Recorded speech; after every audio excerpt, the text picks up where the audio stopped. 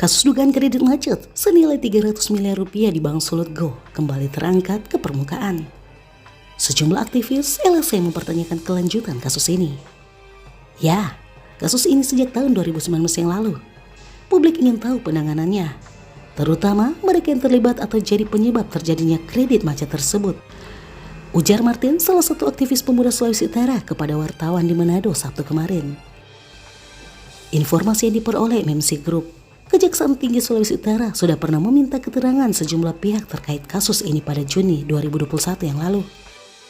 Ya, kami sudah pernah dimintai keterangan soal kredit macet BSG pada 17 Juni 2021 yang lalu.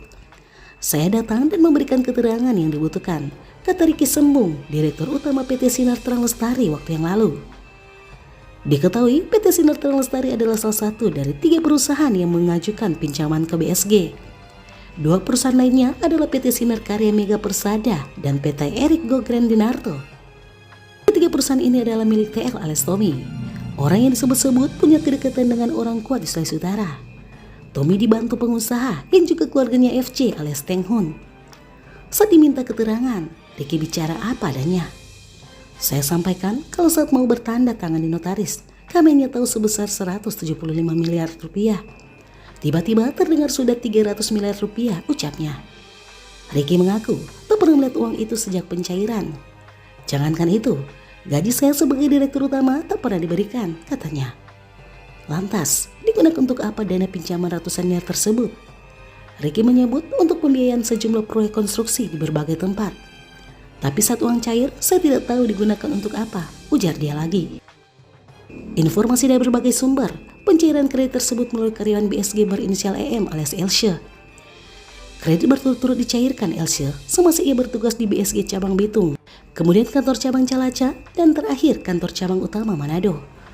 Disebutkan pencairan pertama di kantor cabang Bitung senilai 10 miliar rupiah. Pencairan kedua setelah Elsya pindah ke kantor cabang Calaca sebesar 90 miliaran. Dan ketiga sebesar 167 miliaran di kantor cabang utama Manado. Pemberian pinjaman dalam jumlah fantastis inilah yang disoal berbagai pihak sejak awal. Apalagi informasi yang beredar luas, nilai anggunan tak sepadan dengan jumlah pinjaman.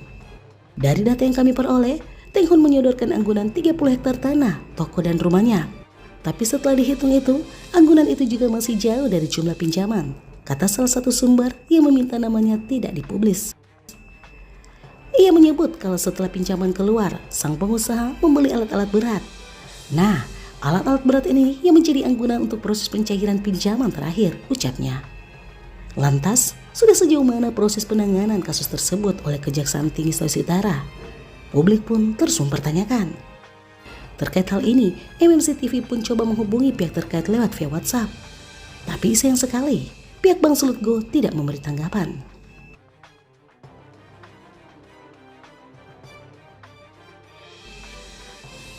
Dari Manado, Sulawesi Utara, tim MMC TV mengabarkan.